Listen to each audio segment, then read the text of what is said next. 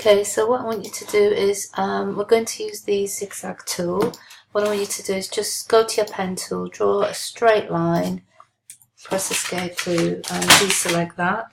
Then what I want you to do is go into effect, go to distort and transform, and you'll see here there's a menu. If you just go down to the bottom zigzag there, just click on absolute for now, and then if you click on preview, it'll show you the type of zigzag that you've created.